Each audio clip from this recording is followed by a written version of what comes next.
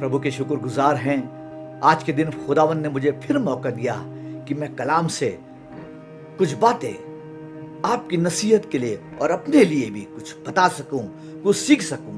आज के दिन मैं आपको बताना चाहता हूं खुदावंद के कलाम से कि खुदावंद का खौफ क्या होता है। आज दुनिया में अगर कमी और घटी पाई जाती है इंसान के अंदर, वो है खुदा का खौफ। ये खौफ ऐसी चीज होती है कि अगर किसी के अंदर आ जाए उसका जीना दुश्वार हो जाता है, नींदें उड़ जाती हैं, खाना पीना खराब हो जाता है, चैन नहीं मिलता उसको, मारा मारा इधर उधर घूमता है, उसकी समझ में नहीं आता है क्या करें क्या ना करें, क्योंकि डर उसके अंदर समा गया है। डर ऐसी चीज होती है इंसान के अंदर अगर समा गई तो उसका जीवन नरक सा बन जाता है। और आज दुनिया में हर इंसान किसी ना किसी चीज से डरता है। बच्चे अपने माँ बाप से डरते हैं, बच्चे अपनी क्लास टीचर से डरते हैं, नौकर ड्यूटी करने वाला अपने मालिक से डरता है। और कहीं ना कहीं अगर हम देखें, लोग किसी ना किसी चीज से डरते हैं। कोई सांप से डरता है, कोई बिच्छू से डरता है, कोई छिपकली से डरता है, कोई कॉकरोच से डरता है, कोई किसी चीज से डरता है, कोई किसी चीज से डरता है, कोई बीमारी से डरता है, कोई कंगाली से डरता है, कोई तबाही से डरता है। आज इंसान हर चीज से डरता है। और अगर एक चीज ऐसी है जिससे वो नहीं डरता है, वो है खुदा का खौफ। दुनिया की सारी चीजों से डरता है, कहीं कुछ हो ना जाए, मेरा जीवन समाप्त ना हो जाए, मेरी मौत ना आ जाए, मैं मर ना जाऊं, इतना ज्यादा डरता है इंसान मौत से। लेकिन खुदा से नहीं डरता। उस खुदा से नहीं डरता है जिसके हाथ में जिंदगी और मौत दोनों है। वो खुदा जिसने उसके दम को अपने हाथ में रख रखा है, जिसने अपने हाथों से उसको बनाया है, उससे नहीं डरता है। दुनिया की सारी चीजों से इंसान डरता है। कहते तो हैं बारह कि हम खुदा पे भरा भरोसा रखते हैं, बड़ा एतकाद रखते हैं, बगैर खुदा के हम मर्जी के हम कुछ नहीं करते। सुबह उठते हैं दुआ, शाम को उठते हैं लेटते हैं दुआ, भरोसा इतना है। लेकिन क्या बताएं, हर पल हम भरोसा करते हैं, बड़ी बड़ी बातें कर देते हैं, लेकिन क्या होता है, जरा सी बात कुछ हो जाती है हमारे जीवन में, सारा भरोसा रह जाता है, टूट जाता है। और ऐसे ही हुआ। कहते हैं कि खुदावंद के हाथ में जीवन है, जब चाहे जिंदगी दे, जब चाहे मौत दे, लंबी उम्र दे, कम उम्र दे, सब कुछ जीवन खुदा के हाथ में। मैं तो खुदा पे भरोसा करता हूं। लेकिन एक जरा सी वबा ने आकर, एक जरा सी महामारी ने आकर उसके विश्वास को, उसके एतकाद को, उसके भरोसे को तोड़ दिया। भूल गया खुदा को, दुआ बंदगी भूल गया, एक दूसरे से मिलना जुलना भूल गया, एक दूसरे के घर आना जाना भूल गया, हाथ मिलाना भूल गया, गले मिलना भूल गया। अरे यहां तो चर्च जाना तक भूल गया इंसान। चर्च जाके क्या करेंगे, पहले अपनी जान को बचाओ, चर्च तो बाद में देख लेंगे, पहले अपनी जान बचानी है। आज इंसान जान के लिए इतना बेताब है, जान को बचा रहा है, लेकिन उससे डर नहीं रहा है जिसके हाथों में उसकी जान है। इजरायली लोग जिनको खुदा ने मिस्र की गुलामी से निकाला, अपना बनाया, अपनी निज कौम बनाया, बड़े बड़े वादे उससे किए, उनके सामने उसने लाल समुद्र को दो भाग कर दिया, उन्हीं के सामने उसने फिरौन की सेना को उसी समुद्र में डुबा के मार दिया, उसके दुश्मनों को सामने से नेस्त और नाबूद किया, बड़े बड़े मौजे किए, बड़े बड़े काम किए इजरायलियों के सामने से। लेकिन फिर भी सब होने के बाद वो खुदा से नहीं डरे, फिर गए उससे गैर माबूदों की परस्तिश करने लगे, दूसरे देवी देवताओं की इबादत करने लग गए, नहीं डरे। और आज यही आलम हमारा भी है, हम खुदा से डरते नहीं हैं। खुदा हमारे साथ कितने अजीब और गरीब काम करता है, कितनी करुणा दया भलाइयां करता है, लेकिन हम जो है खुदा पे भरोसा नहीं करते, खुदा पे एतकाद नहीं करते हैं। और यही होता है कि फिर हम फंसते चले जाते हैं मुसीबतों में। खुदावंद का खौफ हमारे अंदर नहीं है। जिस दिन खुदावंद का खौफ हमारे अंदर आ जाएगा, उस दिन हमारा जीवन बदल जाएगा। पहला शमूएल 13:5 में एक जिक्र है, एग्जाम्पल बताना मांगता हूं।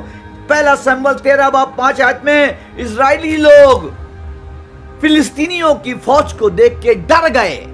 फिलिस्तीनियों ने घेर लिया उसको। साउल राजा था, इजराइल की सेना ने देखा फिलिस्तीनियों ने घेर रखा है, और उसकी बड़ी फौज को देख के वो इतना डर गए कि कोई नालों में छुप गया, कोई गुफाओं में छुप गया, कोई कंदराओं में छुप गया, कोई झाड़ियों में छुप गया, कोई पहाड़ों में छुप गया, भाग गए, तितर बितर हो गए। और राजा साउल भी डर गया। और क्या हुआ? साउल ने क्या करा? साउल ने क्या करा? साउल ने जो है कुर्बानी चढ़ा दी, जबकि उसको मालूम था कुर्बानी चढ़ाना उसका काम नहीं है, यह याजक का काम होता है। लेकिन वो खुदा से नहीं डरा। लोगों का खौफ उसके अंदर आ गया कि लोग क्या करेंगे, लोग मार डालेंगे, लोग अगेंस्ट हो जाएंगे। लेकिन खुदा का खौफ उसके अंदर नहीं था। और उसका अंजाम क्या हुआ? पूरा परिवार साउल का एक ही दिन में हलाक हो गया। आज इंसान दुनिया के लोगों से डरता है, लेकिन खुदा से नहीं डरता। एली के बारे में हम सब जानते हैं, एली खुदा का याजक था, लेकिन उसके बेटे के बारे में लिखा है, बेटों के बारे में वो लुच्चे थे, गलत काम करते थे। याजक के बेटे थे, देखते थे अपने बाप को खुदा के घर का काम करता है, खुदा के घर का बनाने वाला है, रहने वाला है, खुदा के घर में काम करने वाला है, लेकिन उसके बावजूद भी वो खुदा से नहीं डरते थे, अपने बाप का कहना नहीं सुनते थे। उनके अंदर जरा सा भी खुदा का खौफ नहीं था। और उसका अंजाम क्या हुआ? हलाक हो गया, मर गया, पूरा खानदान खत्म हो गया। यहूदा इस्करियोती के बारे में हम सब जानते हैं, यीशु मसीह का चेला था। यीशु मसीह का चेला है, बड़े बड़े मौजज़े देख रहा है, बड़े बड़े काम देख रहा है यीशु मसीह के। लेकिन क्या होता था?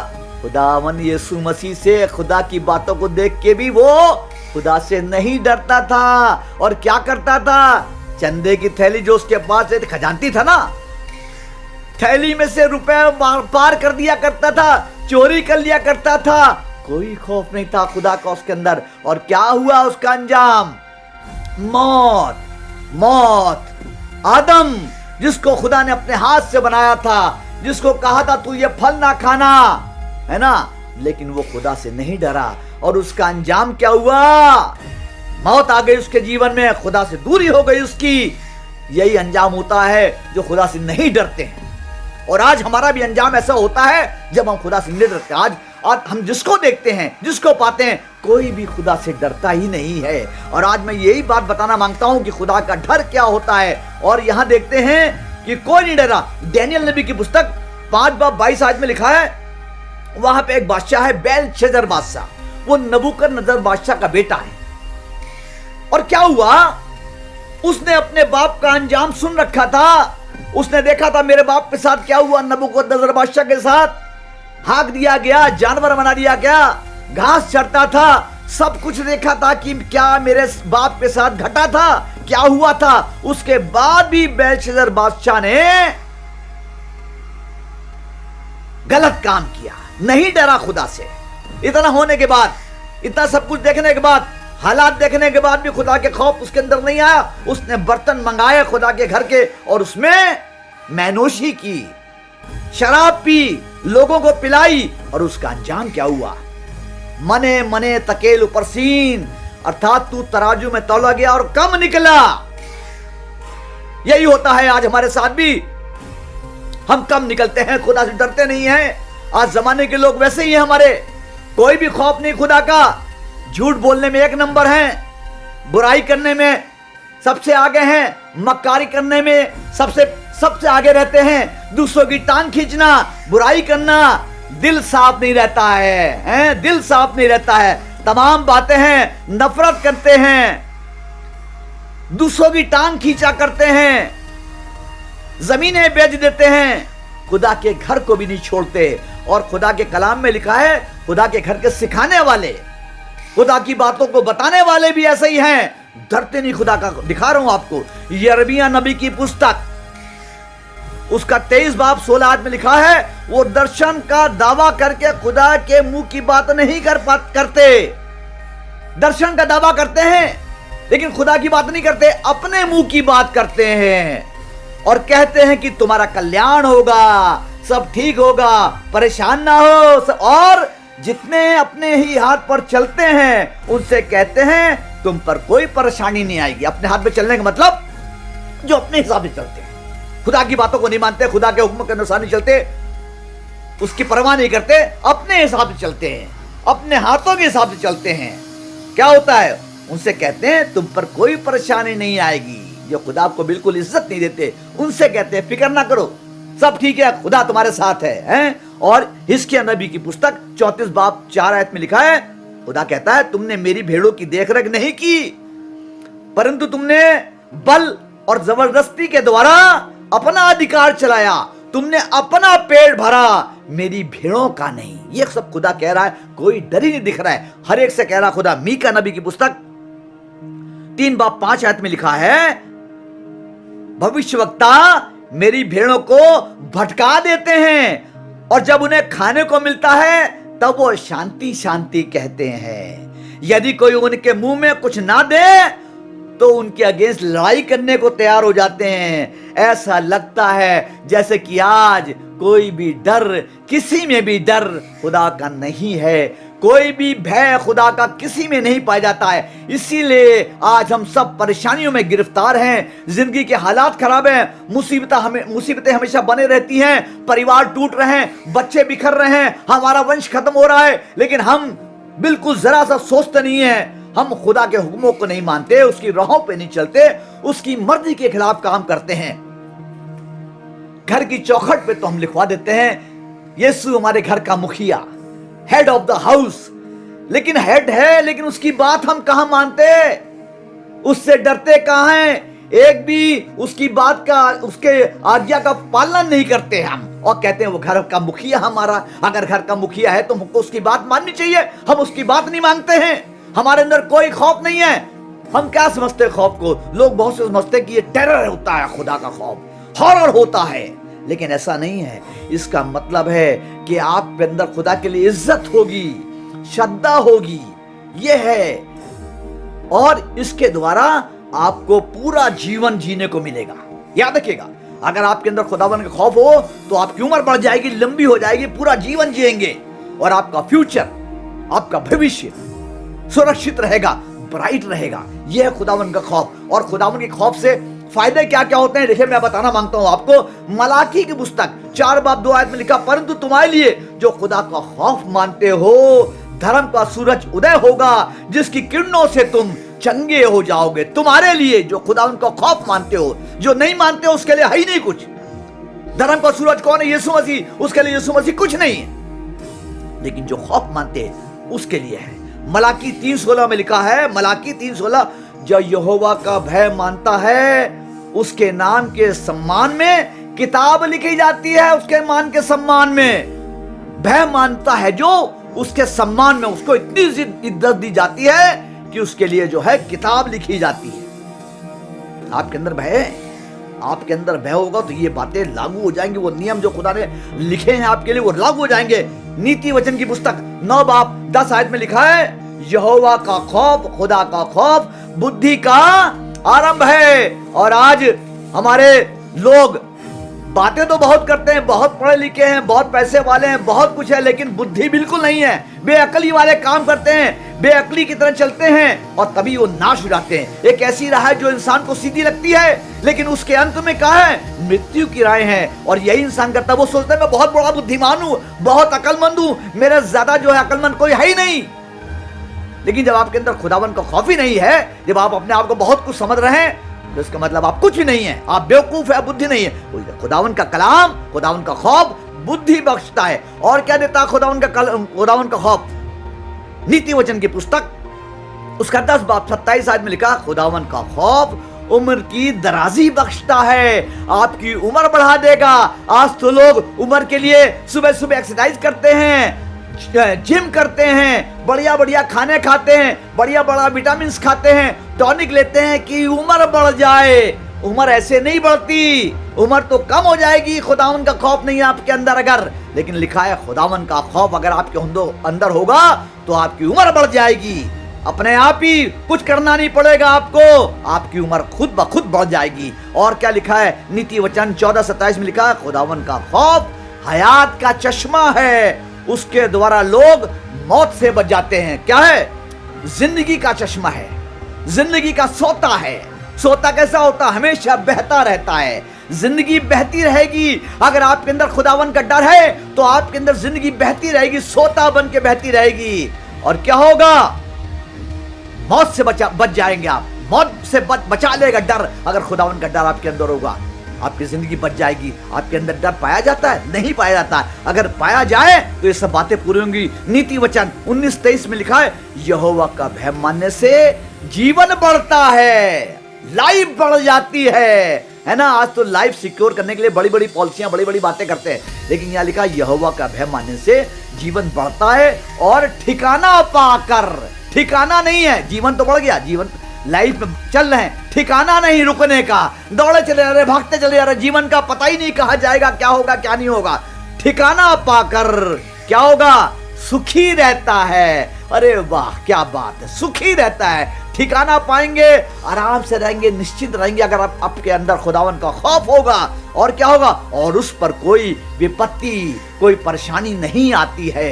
ये बातें, ये वादे हैं, ये लिखा है तो वादे हैं खुदा के कि कोई विपत्ति नहीं आएगी आपके अंदर। ये खुदा का वादा है। लूका की इंजील 1:50 में लिखा है, लूका की इंजील 1:50 में लिखा, और उसकी दया उन पर जो उससे डरते हैं पीढ़ी से पीढ़ी तक बनी रहती है। अरे वंश तक से वंश तक बनी रहती है। अगर आपके अंदर खुदावन का खौफ होगा तो क्या होगा? उसकी दया, उसकी करुणा आपके ऊपर पीढ़ी से पीढ़ी तक बनी रहेगी। याद रखिएगा, जबूर भजन संहिता 34:9 में लिखा है, उसके डरवैयों को किसी भी बात की घटी नहीं होती। आज तो लोग ये घट गया, वो घट गया, यहां से पैसा लगाया, करा पूरा, लेकिन फिर कुछ ना कुछ घट गया, कुछ ना कुछ कमी हो गई, कुछ ना कुछ प्रॉब्लम्स आ गई, कुछ ना कुछ परेशानी आ गई। लेकिन लिखा खुदावन के डरवैयों को किसी बात की घटी नहीं होती है, हमेशा भरपूरी वाला जीवन रहेगा। इसीलिए तो खुदावन का कलाम कहता, खुदा कह रहा था यीशु मसीह जब आया दुनिया में कहने लगा, मैं इसलिए आया हूं कि तुम जीवन पाओ, बहुतायत का जीवन पाओ। बहुतायत का मतलब इफरात, इतना बहता हुआ जीवन होगा कि आप दूसरों को भी दे सके उससे। लिखा है जबूर 34:7 में लिखा है, जबूर भजन संहिता 34:7, खुदावन के डरवैयों के चारों ओर उसका फरिश्ता खैमजन होता है। आपको कुछ करना ही नहीं है, आप डरिए खुदावन से, बस खुदावन फरिश्तों को लगा दे, आपके चारों तरफ लगा देगा। कोई भी दुश्मन, कोई भी परेशानी, कोई भी मुसीबत आपके डेरे के निकट कभी नहीं आएगी। ये वादा है खुदा का। जबूर 145:19, भजन संहिता 145:19 में लिखा है, जो उससे डरते हैं वो उनकी मुराद पूरी करेगा, वो उनकी फरियाद सुनेगा और बचाएगा। क्या होगा?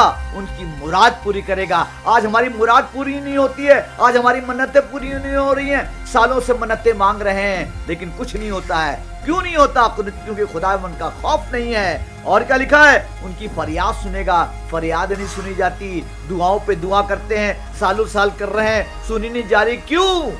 क्योंकि डर नहीं है और उनको बचाएगा। हम बच नहीं पाते हैं, हमको भागना पड़ता है, हमको छिपना पड़ता है प्रॉब्लम से, परेशानियों से, लोगों से। क्यों? क्योंकि खुदावन का डर हमारे अंदर नहीं है। और जिस दिन खुदावन का खौफ, खुदावन का डर हमारे अंदर आ जाएगा, जितने भी बातें जो मैंने बताई हैं वो सब लागू हो जाएंगे आपके जीवन में। जीवन बढ़ जाएगा, उम्र बढ़ जाएगी, बुद्धि आ जाएगी, खुदा ठिकाना पाएंगे, सुखी रहेंगे, जीवन बढ़ जाएगा। ठीक है, कोई कमी घटी नहीं रह जाएगी, फरिश्ता आपके चारों तरफ हमेशा बना रहेगा। इतने बड़े बड़े वादे खुदा ने किए वो पूरे होंगे। कब? जब आप उससे डरेंगे, आपके अंदर खौफ जब खुदावन का हो जाएगा। रुचि पुस्तक निर्गमन 20:20 में लिखा है, मूसा कहने लगा, डरो मत, क्योंकि परमेश्वर इसलिए आया है कि तुम्हारी परीक्षा करे और उसका भय तुम्हारे अंदर हो, ताकि तुम गुनाह ना करो। खुदावन का खौफ इसलिए होना चाहिए ताकि आप गुनाह ना कर सके। आप खुदावन अपने खौफ को इसलिए चाहता है आपके अंदर कि आप पाप ना कर सकें। जिस दिन आपके अंदर डर आ जाएगा, आप के अंदर से पाप खत्म हो जाएगा, आप खुदावन के अनुसार चलने लग जाएंगे। ये खुदावन का प्रॉमिस है। लंबी उम्र हो जाएगी, सब कुछ अच्छा अच्छा हो जाएगा। लेकिन कब?